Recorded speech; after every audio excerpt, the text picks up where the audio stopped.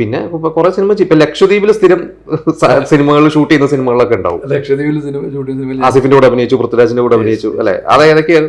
അതെല്ലാം ഞാൻ ഈ പറഞ്ഞ പോലെ എന്റെ ആവശ്യമാണല്ലോ. ഞാൻ ഇടിച്ചു കയറി പോയി ഒരു പടത്തിന് ഷൂട്ട് വരുന്നു എന്ന് അറിയുമ്പോൾ തന്നെ ഞാൻ അന്വേഷിക്കും ആരായതാന്നുള്ളത്. അവർ വരുമ്പോൾ എയർപോർട്ടിൽ തൊട്ട് ഞാൻ അവിടെ ഉണ്ടാവും, ഞാൻ അവിടെ ഉണ്ട് എന്നുള്ള രീതിയിൽ പോയി സംസാരിച്ച് എൻ്റെ എക്സ്പീരിയൻസും എൻ്റെ താല്പര്യവും പറഞ്ഞു വരുമ്പോൾ അവർക്ക് ഓക്കെ. ഒരാളെ കൊണ്ടുവരുന്നതിനേക്കാളും ലക്ഷദ്വീപിൽ ഒരു ആർട്ടിസ്റ്റിനെ കൊണ്ടുപോയി ഷൂട്ട് ചെയ്യുന്ന പറയുമ്പോൾ എക്സ്പെൻസ് ഭയങ്കര കൂടുതലാണ്. അപ്പോൾ ഇവിടെ നിന്ന് ഒരാളെ കിട്ടുമ്പോൾ അവർക്ക് ഓക്കെ ആണെങ്കിൽ അവർക്കും ബെനിഫിറ്റ് ആണ്.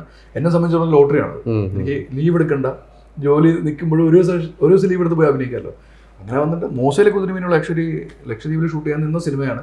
കഥയിൽ ലക്ഷദ്വീപാണ് പശ്ചാത്തലം, പക്ഷേ ഷൂട്ട് ചെയ്ത ആൻഡമാനിലാണ്, പോർട്ട് ബ്ലെയർ.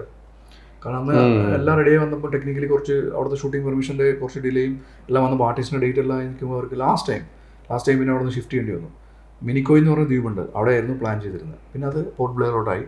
ഞാൻ അവിടെ നിന്ന് കൊച്ചി വന്ന് ചെന്നൈ പോയി, അവിടെ നിന്ന് പോർട്ട് ബ്ലെയർ പോയി 8-10 ദിവസം അവിടെ ഉണ്ടായിരുന്നു ആസിഫിൻ്റെ കൂടെ. അതിൽ ആ ഒരു രസമുള്ള സീനായിരുന്നു ആസിഫിന്റെ കൂടെയുള്ള